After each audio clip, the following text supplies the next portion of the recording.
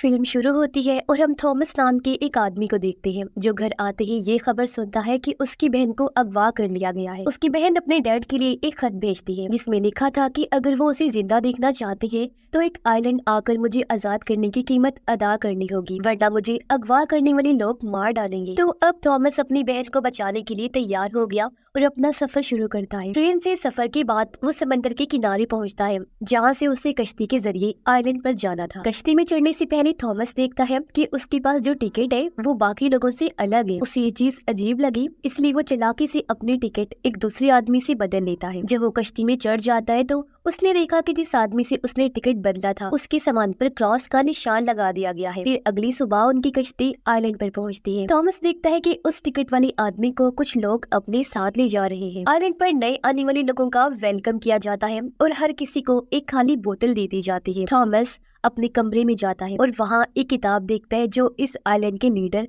Malcolm ने लिखी होती है। मेलकम अपने आप को एंजल फरिश्ता कहता है जो यहाँ आकर बना था और खुद को आइलैंड का फादर समझता है। आइलैंड में रहने वाले अक्सर लोग वो हैं जो किसी न किसी जुर्म या किसी और वजह से गवर्नमेंट से भागकर यहाँ आकर छुप जाते हैं। अगली सुबह थॉमस आइलैंड की डॉक्टर से मिलता है जो मेलकम की ही बेटी है। वो देखता है कि कुछ लोग उसी आदमी को बंदी बनाकर ले जा रहे हैं और उसकी हालत भी बहुत खराब है। बाद में थॉमस चर्च चला जाता है जहाँ आइलैंड के सभी लोग मौजूद थे। यहाँ मेलकम अपनी और अपने दो दोस्तों की कहानी सुनाता है कि किस तरह वो इस आइलैंड पर आकर रहने लगे, जिसके बाद ये पूरा आइलैंड आबाद हुआ। मेलकम कहता है कि मैं और मेरे दोस्त मुजरिम थे, लेकिन हम जेल से भाग निकले और इस आइलैंड पर आकर रहने लगे और देखो हमारी जिंदगी कितनी खुशहाल है। वो बताता है कि इस आइलैंड की गॉडेस ने न सिर्फ हमें बचाया बल्कि मुझे एंजल के तौर पर चुन लिया। मेलकम आइलैंड के लोगों को यकीन दिलाता है कि यहाँ कोई टैक्स नहीं है, न पैसों का लेन देन, न ही कोई जंग लड़ी जाती है। यहाँ के लोग पूरी तरह से आजाद है। इसी टाइम चर्च के बाहर एक औरत गुजर रही होती है जिसे सिर्फ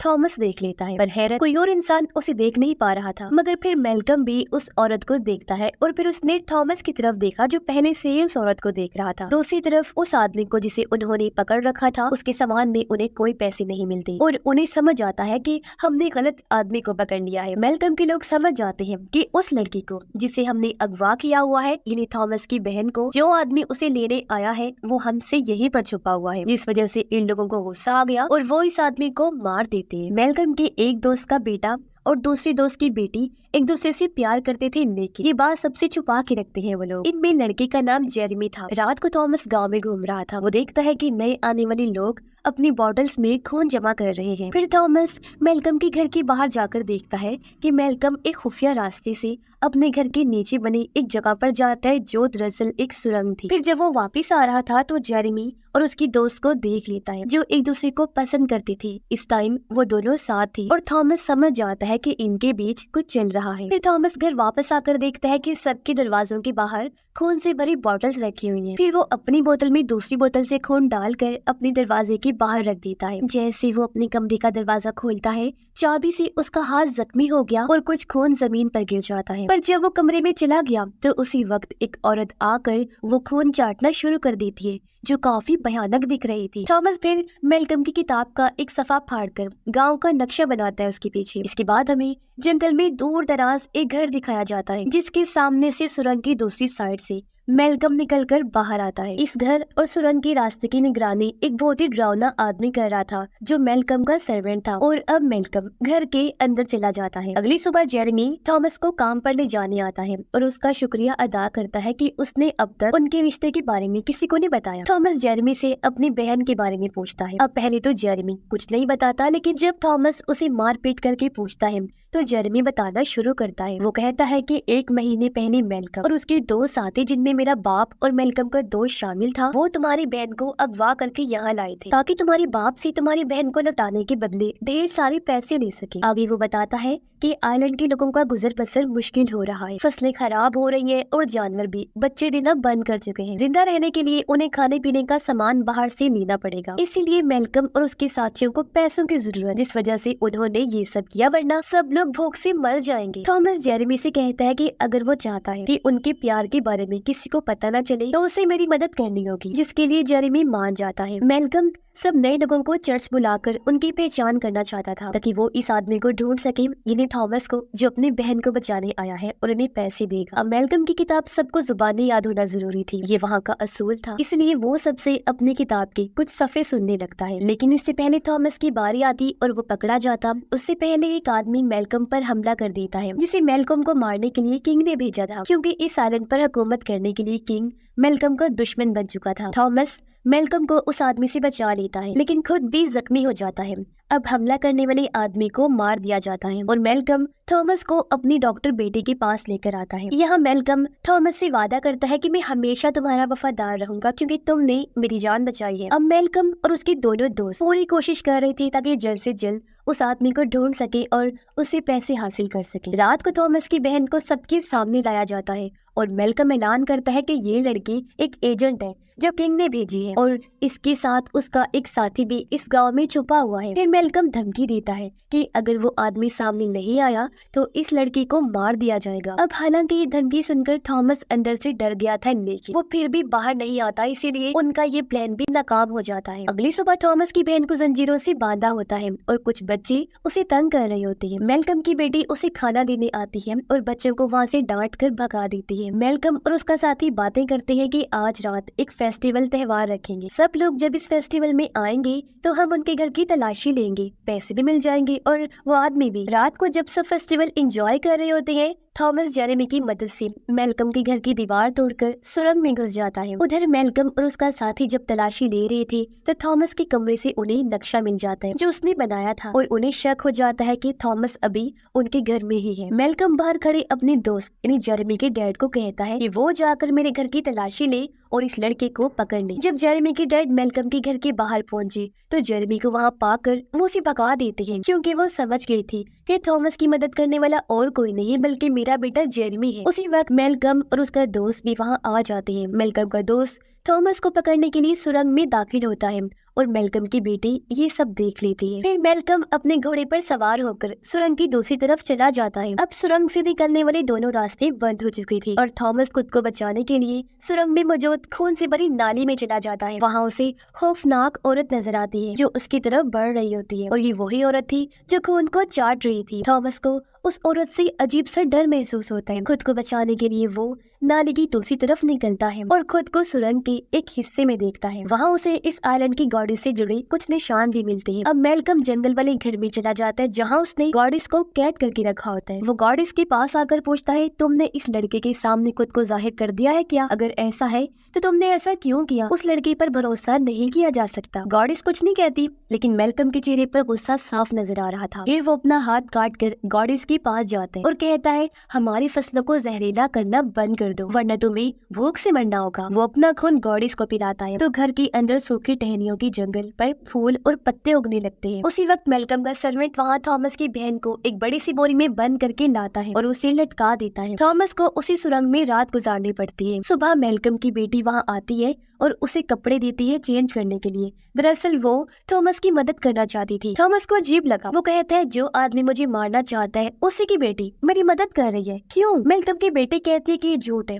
मेरे डैड कातिल नहीं हो सकती। तब थॉमस उसे बताता है कि तुम्हारा बाप एक बुरा इंसान है और झूठा एंजल बना हुआ है और उसी ने मेरी बहन को अगवा करके यहाँ कैद किया हुआ है। अब मैल्कम की बेटी को थॉमस से हमदर्दी थी और वो उसे सूखे हुए खेतों में लेकर जाती है और कहती है कि यहाँ तुम्हें कोई ढूंढ नहीं पाएगा, ये फसलें जहर से तबाह हो चुकी है और यहाँ कोई नहीं आता, तुम बिल्कुल महफूज रहोगी यहाँ पर। मैल्कम अपने दोस्त के घर जाता है लेकिन उसका घर खाली पड़ा था क्योंकि वो अपना सारा सामान लेकर वहाँ से जा चुका था। फिर मैल्कम समंदर किनारे जाता है जहाँ उसका वही दोस्त वहाँ से जाने के लिए अपनी कश्ती तैयार कर रहा था। वो मैल्कम से कहता है कि अब उसे मजीद इन सब चीजों में नहीं पड़ना, मैं अपने बेटे को लेकर यहाँ से जा रहा, यानी कि जेरेमी को। मैल्कम उसे रोकता है और कहता है, हम तीनों ने इस आइलैंड को मिलकर बनाया है, तुम उसे ऐसे छोड़कर नहीं जा सकते। दूसरी तरफ जेरेमी अपने दोस्त के घर आया तो वो उसे बताती है कि मैं तुम्हारे बच्चे की माँ करने वाली हूँ। जेरेमी अब उसे कोई चीज देना चाहता था जो देने वो बाहर जाता है, पर तभी यहाँ उस लड़की के डैड आ गए। उन्हें भी पता चल चुका था कि मेरी बेटी प्रेग्नेंट है। वो अपनी बेटी से कहते हैं कि ये बच्चा तुम्हारी मौत की वजह बनेगा, लेकिन उसकी बेटी कोई बात नहीं मानती। पर जब जेरेमी वापस आया तो देखता है कि उसकी दोस्त को उसके बाप ने मार दिया है। ये देखकर जेरेमी गुस्से से पागल हो गया। वो अपने दोस्त के डैड पर हमला कर देता है और उसे जख्मी कर देता है। लड़की का बाप जल्दी से घर से बाहर भागा और लोगों को कहता है कि ये कातिल है, इसने मेरी बेटी को मार दिया और अब मुझे मारना चाहता है, क्योंकि लोगों के सामने वो अपने आप को मजलूम साबित करना चाहता था। अब जेरेमी ये देखकर वहाँ से भाग जाते हैं और लड़की का बाप कहता है ये मुजरिम है और इसे प्योरीफाई करना होगा, यानी कि पाक साफ करना होगा। तब गार्ड उसे कहते हैं कि प्योरीफाई का हुक्म सिर्फ हमारे एंजल मेलकम ही दे सकते। लेकिन लड़की का बाप यानी मेलकम का दोस्त कहता है कि मेलकम असल लीडर नहीं है, असल लीडर तो मैं हूँ और मेरा हुक्म तुम्हें मानना होगा। इसलिए गार्ड्स जेरेमी को पकड़ने के लिए उसका पीछा करते हैं। वो भागता हुआ सूखे हुए खेतों में मेलकम की बेटे के पास चला जाता है और उससे मदद मांगता है, मगर इतनी देर में गार्ड्स भी वहाँ पहुँच जाते हैं और उसे उठाकर वापस ले जाने लगते हैं। मेलकम की बेटी उन गार्ड्स को रोकने की कोशिश करती है और उनके पीछे चली जाती है। थॉमस भी चाहता था कि वो जेरेमी को बचा ले, तो वो भी उनका पीछा करता है। फिर जेरेमी को मेलकम के गद्दार दोस्त के पास लाया जाता है, जहाँ वो कहता है कि हमें फौरन इसे प्योरीफाई करना होगा। फिर प्योरीफाई के नाम पर वो उसे मार देते हैं। हालांकि मेलकम की बेटी उन्हें रोकती भी है और फिर यहाँ थॉमस को भी पकड़ लिया जाता है। इसी दौरान मेलकम और उसका दोस्त यानी जेरेमी के डैड भी वहाँ पहुँच जाते हैं, लेकिन तब तक बहुत देर हो चुकी थी और जेरेमी मर चुका था। जेरेमी के डैड उसके लिए बहुत रोते हैं। तब मेलकम का दूसरा गद्दार साथी अपने गार्ड्स को कहता है कि इसे यहाँ से ले जाओ। मेलकम अपने उस साथी से कहता है कि ये सब तुमने ठीक नहीं किया और असली लीडर मैं ही। तब उसका साथी जवाब में कहता है कि तुम नहीं बल्कि मैं हूँ असली लीडर। वो मेलकम को लोगों के सामने बुज़दिल और कमजोर साबित करने के लिए कहता है कि ये एक झूठा एंजल है और इसी की वजह से आज हमें बुरे दिन देखने पड़ रहे हैं। फिर वो मेलकम को कहता है कि अगर वो असली लीडर है तो अपने आप को साबित कर, जिसके लिए तुम्हें सबके सामने थॉमस को खत्म करना होगा, जो चीज तुम्हारी बेटी भी देखी। जब मेलकम थॉमस को मारने के लिए आगे बढ़ा तो उसकी बेटी बीच में आकर उन्हें रोकने की कोशिश करती है, पर मेलकम कहता है कि नहीं, अब यही ठीक होगा कि हम इसे मार दें। लेकिन इससे पहले वो थॉमस को मारता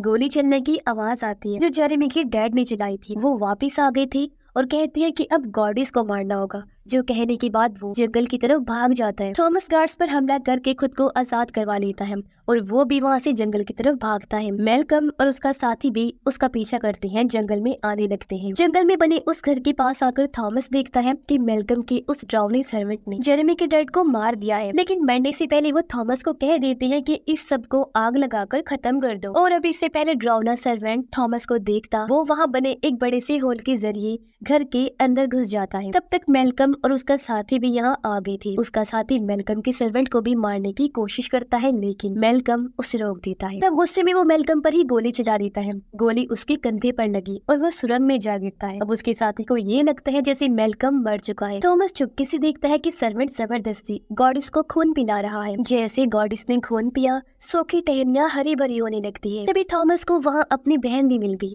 जिसे थॉमस बोरी से बाहर निकालता है। पर तभी यहाँ सर्वेंट आकर थॉमस के सर पर जोरदार हमला करता है, जिससे वो बेहोश हो गया। अब मेलकम का साथी अंदर आकर थॉमस की बहन को ले जाता है, जिसके बाद वो मेलकम के घर जाकर उसकी बेटी को भी गिरफ्तार कर लेता है। जब थॉमस को होश आया तो वो अपने आप को ग्राइंडर मशीन के साथ बंधा हुआ पाता है। अब इससे पहले मशीन उसे पीस के रख दी। खुशकिस्मती से उसकी रस्सी खुल गई और थॉमस आजाद हो जाता है। वो आजाद तो हो गया था, लेकिन उसका हाथ बुरी तरह जख्मी हो गया था। लेकिन किसी तरह वो ड्राउने सर्वेंट को रस्सी से बांधकर ग्राइंडर मशीन में जबरदस्ती डालकर उसे मार देते हैं। फिर वो गॉडिस के पास जाते हैं, जो उसे कहते हैं कि तुम आ गई हो, मुझे तुम्हारा ही इंतजार था। फिर गॉडिस उसका सर पकड़कर उसे वो सब दिखाती है जो मेलकम और उसके दोनों दोस्तों ने यहाँ आकर किया था। उन्होंने गॉडिस को पकड़कर कैद कर लिया और उस पर बहुत जुल्म किया। फिर गॉडिस थॉमस को कहती है, अब प्लीज इन सब चीजों से मुझे आजाद कर दो, मेरी जान छुड़वा दो। ये सुनकर थॉमस गॉडिस को आग लगा देता है और वो जलकर खत्म हो जाती है। ऐसा होते ही गांव के घरों में भी आग भड़क उठी और सब कुछ जलकर खत्म हो जाता है। अपनी जान बचाने के लिए लोग